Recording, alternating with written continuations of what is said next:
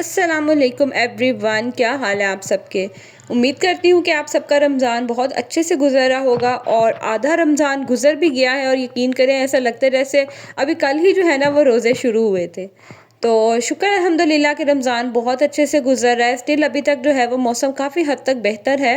धूप निकलती है लेकिन ये है कि मतलब इतना नहीं फ़ील हो रहा। अच्छा लगता है रोज़ा रख के, मतलब दिन गुजर जाता है। खैर यहाँ पे भी जो है ना मैं आ गई थी किचन में सहरी की अफ्तारी करने के लिए। पहले तहज्जुद की नमाज़ पढ़ लेती हूँ। कभी ऐसा होता है कि सहरी जल्दी रेडी हो जाए ना तो फिर मैं सहरी करने के बाद पढ़ लेती हूँ फजर की नमाज़ से पहले, क्योंकि हमेशा सहरी जो है ना हम सब आधा घंटा पहले करके, आधा या 20 मिनट पहले करके फ्री हो जाते हैं। ये नहीं होता कि एंड टाइम पे हम जो है ना वो फटाफट गिलास उठा के पानी का पी रहे हैं या खा रहे हैं। तो यहाँ पे देख लें, मैंने रात को ही पेड़े वगैरह बना के रख दिए थे और इस तरह से पेड़े बने होना इतनी आसानी हो जाती है, इतने ये सॉफ्ट हो जाते हैं ना और फटाफट से रोटियां बनती जाती हैं। लाइक आप जितनी देर में तवा गरम हो रहा होता है, एक टाइम पे मैं दो दो पेड़े जो है ना दो दो रोटियां बेल लेती हूँ। साथ ही साथ बस यहाँ पे मैंने दूध से पहले मलाई उतार लूँगी, उसके बाद चाय रख दूँगी। चाय हमारे घर में सब पीते हैं और मेरे हस्बैंड तो सबसे ज़्यादा माशाल्लाह उनको मग भर के चाहिए होता है। मैंने आजकल थोड़ी कम की हुई है सुबह के टाइम ना, मतलब आधे से भी कम कह लें कप मैं पीती हूँ। सिर्फ इतना कि एक नशा पूरा करने के लिए मैं पीती हूँ, ना चाय पीऊँ ना तो मुझे बड़ी वो लो सा फील होता है। तो साथ ही बस यहाँ मैं सबसे पहले चाय चढ़ा दूँगी और पेड़े बने होते हैं तो बस खाना बनाने में बड़ी आसानी होती है। दूसरा, आज ना सालन कोई भी नहीं पड़ा हुआ था, तो सालन ना हो तो फिर मैं या तो चने अगर मेरे पास बॉयल पड़े हों तो मैं चनों का सालन बना लेती हूँ, जैसे लाहौरी चने होते हैं ना इस स्टाइल में। मैंने पहले भी आपके साथ रेसिपी शेयर की है। नहीं तो फिर ना मैं ऑमलेट बना लेती हूँ। आज मेरा था कि चने ख़त्म हो गए हुए थे, बॉयल नहीं मैंने किए थे, तो बस मैं ऑमलेट जो है ना वो साथ बना लूँगी।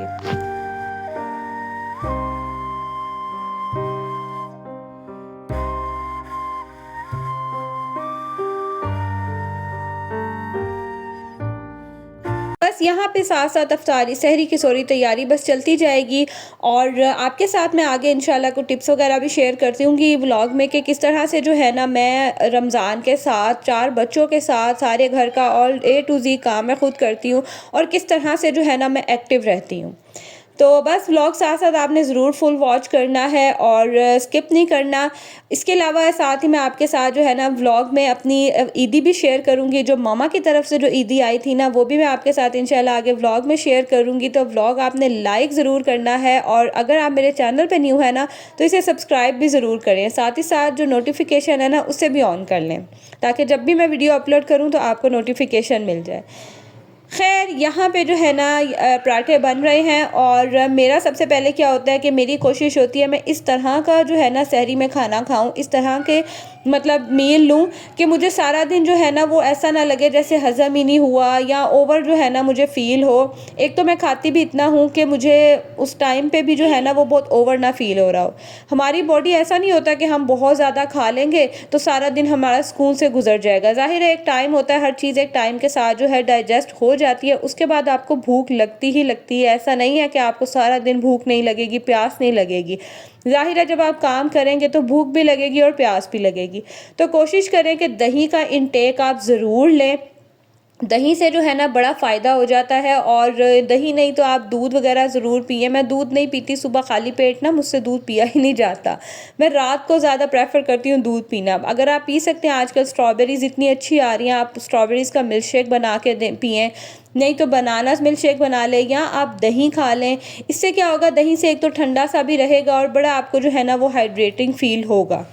साथ ही साथ जो है ना आप कोशिश करें कि ये सहरी की और फ़ौरन से सो ना जाएं। कोशिश करें थोड़ी सी वॉक कर लें, नमाज़ पढ़ने के बाद थोड़ा सा कुरान पढ़ लें, क्योंकि जब हम खाना खाने के फ़ौरन बाद भी लेट जाते हैं ना तो वो भी सही से डाइजेस्ट नहीं होता और सुबह जब हम उठते हैं ना तो एकदम से इतना मतलब लो सा फील कर रहे होते हैं, अजीब से जो है ना वो लिप्स भी ड्राई हो रहे होते हैं और एक तो पानी की इतनी कमी हो जाती है क्योंकि हम पानी का इतना इनटेक लेते नहीं हैं, तो वो अजीब सी फीलिंग हो रही होती है, ब्लोटिंग सी और मतलब आपको ना काम करने का भी दिल नहीं कर रहा होता।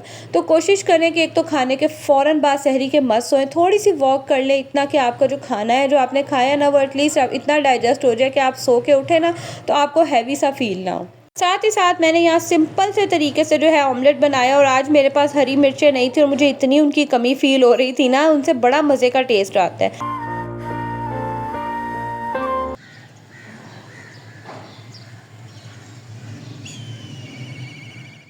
फिर हमने सहरी की, नमाज़ पढ़ी और उसके बाद सो गए। अब बच्चों का स्कूल का टाइम था। मैं तकरीबन बच्चों को उठाती हूँ 7 सवा 7 बजे तक उठाती हूँ। हसन शाहान का रोज़ा होता है, मिनाहिल का रोज़ा नहीं होता, तो उसको फिर मुझे नाश्ता करवाना होता है, उसको मैं थोड़ा देर पहले उठा लेती हूँ। हसन शाहान को मैं ऑलमोस्ट आधे घंटे पहले उठाती हूँ क्योंकि उन्होंने तो बस फटाफट तैयारी करनी होती है। सिंपल सा यहाँ पे मिनाहिल को बस मैं एग ब्रेड बना के दे दूँगी या इस तरह से जो है ना वो हल्का-फुल्का ही नाश्ता करती है। ज़्यादा हैवी नाश्ता नहीं करती है क्योंकि जब भाई भी साथ कर रहे हो ना तो फिर मैं जल्दी इनको उठाती हूँ, फिर मैं थोड़ा हैवी दे देती हूँ ब्रेकफ़ास्ट, क्योंकि आजकल जल्दी छुट्टी हो जाती है तो लंच भी करना होता है। अगर मैं सुबह ही इसको हैवी सा करवा दूँ ना फिर ये लंच नहीं करके आती है। तो इसीलिए फिर मैंने लाइट सा जो है ना मैं इसको ब्रेकफ़ास्ट बना के देती हूँ।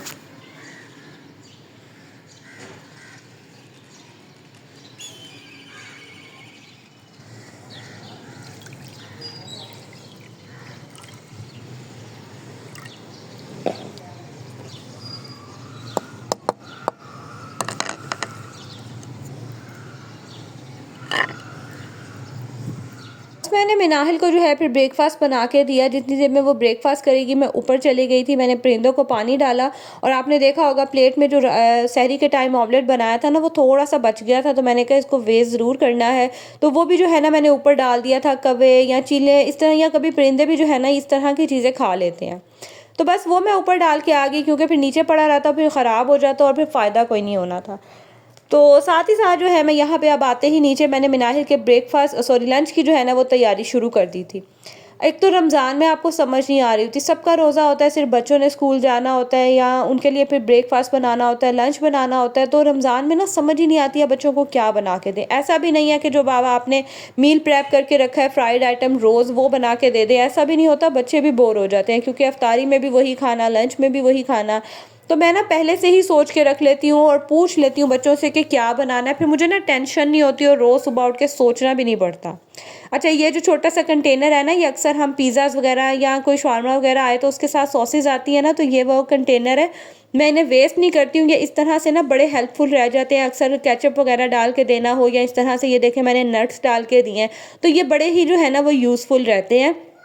इसके अलावा भी अक्सर कभी छोटी-छोटी सी चीज़ें होती हैं जो हमने रखनी होती हैं, तो वो सब चीज़ें भी जो है ना वो इसमें डाल के रखी जाती हैं। खैर, मिनाहिल और बच्चे चले गए थे स्कूल और उसके बाद मैं थोड़ी देर के लिए रेस्ट करती हूँ। मतलब मैं क्योंकि इस टाइम ना इतनी एक्टिव नहीं होती हूँ, ज़ाहिर है सुबह सहरी में भी उठे होते हैं और फिर दोबारा लेटो तो नींद एक तो प्रॉपर आ नहीं रही होती। तो सबसे पहले मैं अपने आप को एक्टिव करने के लिए क्या करती हूँ कि मैं अच्छे से हाथ मुँह धोऊँगी, अगर मैंने कपड़े वगैरह चेंज करने होंगे तो मैं कपड़े चेंज करूँगी। इस तरह क्या होता है कि मेरी ज़रा आँखें खुलती हैं और मैं एक्टिव हो जाती हूँ। जब तक आप फ्रेश नहीं ना होते, बिलीव करें स्पेशली रमज़ान में, आप एक्टिव ही नहीं होते। देन उसके बाद मैं विंडोज़, डोर जो भी होते हैं ना ये सब ओपन कर लेती हूँ, ताकि एक तो मेरे घर में तो यही विंडो है, लेकिन अगर आपके घर में ज़्यादा विंडो है तो कोशिश करें कि विंडोज़, डोर सारा कुछ ओपन करें आप। जब फ्रेश एयर गुजरती है, ठंडी ठंडी सी हवा आती है, आजकल इतनी प्यारी ठंडी हवा चल रही है, धूप आती है घर में, तो आपका अपना जो है ना वो मूड एकदम से फ्रेश हो जाता है और आप जो है ना बड़ा ही मोटिवेटेड और एक्टिव फील करते हैं। बिलीव करें, आप एक दफ़ा ये करें, सुबह उठते ही अपने घर की सारी खिड़कियाँ, दरवाजे वगैरह ओपन करें, फ्रेश एयर घर में गुजरने दें। उस फ्रेश एयर की वजह से ना आप ये खुद भी जो है ना वो एक्टिव फील करेंगे। देन उसके बाद ना आप अपने पूरे डे का गोल जो है ना, एक वो टास्क सारे जो है या गोल आप सेट कर लें कि आपने कौन कौन से काम आज के दिन में कंप्लीट करने हैं। कोई एक्स्ट्रा काम, डेली क्लीनिंग तो सबके घरों में होती है, बेडशीट्स वगैरह भी नीट होती हैं, चेंज करनी हो तो वो भी चेंज होती हैं, लेकिन अगर कोई एक्स्ट्रा काम है जो आपने करना है, लाइक आयरनिंग करनी है, कपड़े धोने हैं, तो जब आपका माइंड पहले से ही प्रिपेयर होगा ना तो यकीन करें आपकी बॉडी भी जो है ना वो काम करने के लिए एक्टिव रहेगी। सारा कुछ जो है ना कह लें एक माइंड की गेम होती है, हमारे जो है ना माइंड सेट की गेम होती है। जब आप अपना माइंड किसी चीज़ के लिए सेट कर लेते हैं ना तो आपकी बॉडी ऑटोमेटिकली जो है वो एक्टिव हो जाती है, क्योंकि आपका ब्रेन सेल कह रहा होता है कि नहीं, ये काम आपने करना ही करना है। तो हमेशा डे स्टार्ट होते ही ना या रात को ही आप अपना गोल नेक्स्ट डे का प्लान कर लें कि आपने ये काम जो है ना आज कंप्लीट करने ही करने हैं। तो यकीन करें आपके काम ऐसे होते जाएंगे और आपको थकावट भी नहीं फील होगी और आप खुद भी एक्टिव रहेंगे। मैं भी ऐसे ही करती हूँ कि मैं पहले थोड़ी देर रेस्ट करती हूँ, बच्चे जब स्कूल चले जाते हैं ना उसके बाद थोड़ी देर मैं सुकून से बैठती हूँ, फिर जो जो मैंने काम सारे दिन में करने होते हैं, जो पकाना होता है अफ्तारी में या डेली रूटीन में जो काम करने होते हैं ना, वो सारा मैं अपना माइंड सेट कर लेती हूँ और जैसे जैसे मुझे टाइम मिलता जाता है मैं वो सारे काम करती रहती हूँ। बाकी डेली क्लीनिंग के बर्तन वगैरह धोना, चीज़ों को समेटना, रूम क्लीन करना, ये काम भी तो हमारे चलते ही रहते हैं। लेकिन रमज़ान में ना हम थोड़े से लेज़ी हुए होते हैं और इन कामों के लिए भी जो है ना वो हमें मोटिवेशन चाहिए होती है।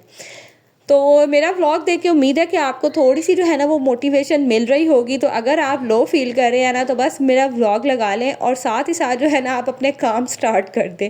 क्योंकि आजकल के दिनों में वाक़ई ही किसी को देख के जो है ना वो मोटिवेशन लेने की बड़ी ज़रूरत होती है। हम हाउसवाइफ़्स होती हैं, हमारी सुबह आँख खुलती है ना, तो साथ ही जो है हमारी ज़िम्मेदारियाँ, जिनके बच्चे छोटे हैं, स्कूल गोइंग बच्चे हैं या कॉलेज गोइंग, यूनिवर्सिटी गोइंग है, तो ज़िम्मेदारियाँ जो है ना हमारी शुरू हो जाती हैं और उसके बाद हमें रेस्ट करने का तो मुश्किल से ही जो है ना वो टाइम मिलता है।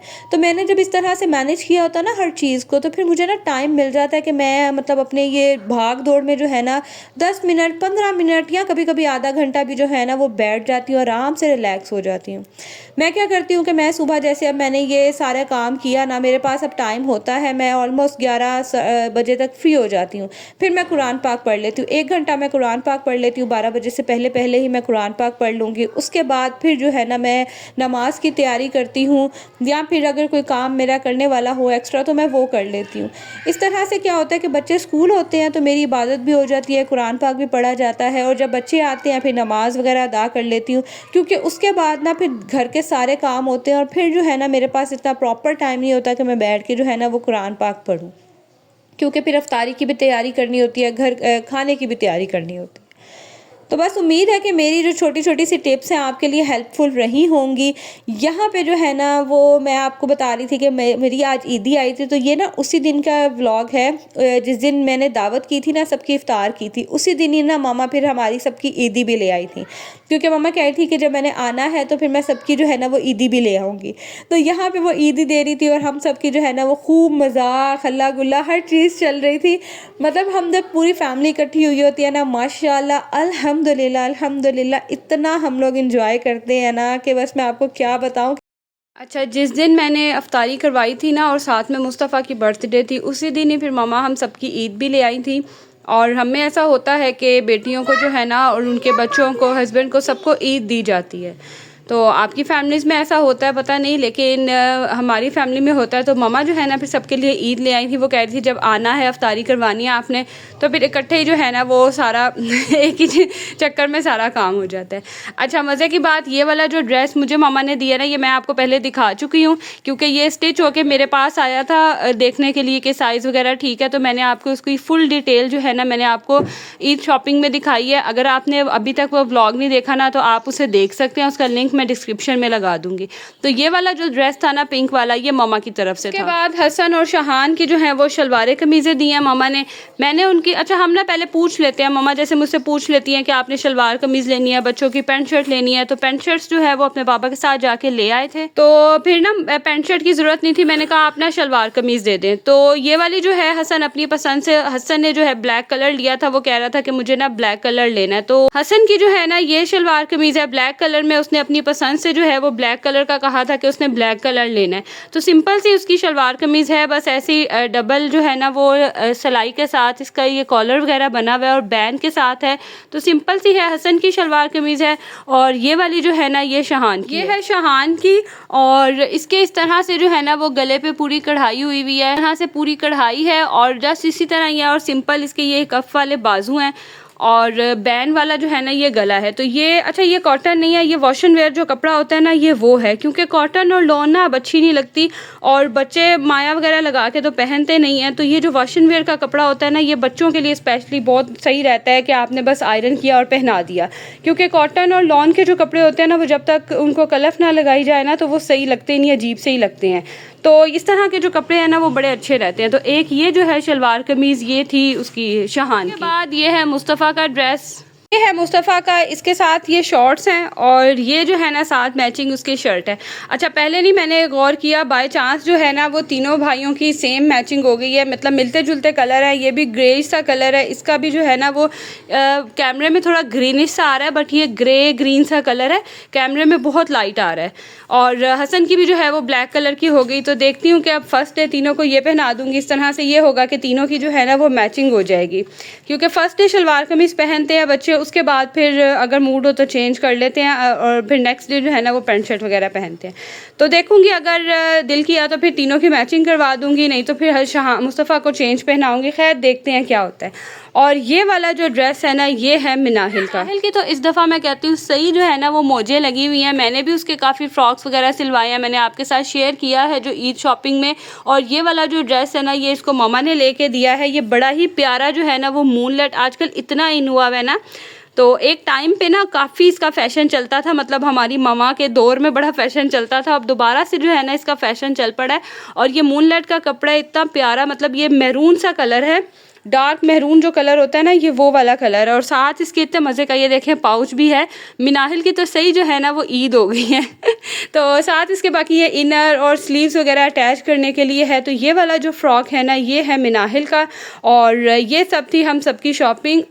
राहिब को जो है फिर मामा ने पैसे दे दिए थे, क्योंकि वो अपनी पसंद से जो है ना वो कपड़े लेके आते हैं और उनका साइज़ वगैरह का थोड़ा इशू होता है, तो फिर ना मम्मा पैसे दे देती हैं कि आपने जैसे कपड़े लेने हैं, पैंट शर्ट लेनी है या शलवार कमीज़, तो वो फिर अपनी मर्ज़ी से जो है ना वो ले लेते हैं। तो ये जो है ना ये मामा की तरफ से थी हम सबकी ईदी। मैंने कहा आप सबको मैं दिखा दूँ जो ईदी आई है। अच्छा आप लोग भी मुझे ज़रूर बताइएगा कि आपके जो है मायके से भी ईद पहले आ जाती है या ईद वाले दिन ही जो है वो ईदी मिलती है। अच्छा मज़े की बात है कि हमें ईद वाले दिन भी हम भाइयों से लेते हैं और पहले जो है ना वो मम्मा लेके आती है ईद। यही मज़ा होता है, चाहे आप जितने मर्ज़ी बड़े हो जाओ, लेकिन जो भाइयों से माँओं से ईद मिलने का जो मज़ा होता है ना उसका मैं कहती हूँ कि कोई आप कह लें कि नेमुल बदल ही नहीं है।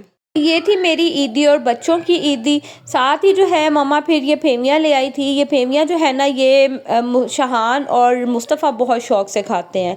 या मैं भी, मेरा दिल हो तो मैं भी बहुत शौक़ से खा लेती हूँ। अदरवाइज़ मिनाहिल और हसन जो है ना वो बहुत कम खाते हैं। तो मैंने स्पेशल कहा था, मैंने कहा थोड़ी सी जो है ना वो फेमिया लेके आना। तो साथ ही फिर ये बिस्किट्स ले आए थे, बेकरी बिस्किट्स, क्योंकि शाम को चाय वगैरह पीते हैं ना तो उसके साथ बिस्किट लाजमी चाहिए होता। तो मैं कह रही थी कि ये जो है ना ये बड़ी अच्छी चीज़ आ गई है, क्योंकि केक वगैरह तो आते रहते हैं। मम्मा कह रही थी कि आप वैसे भी बर्थडे हो जाएगी तो केक तो हो ही जाएगा।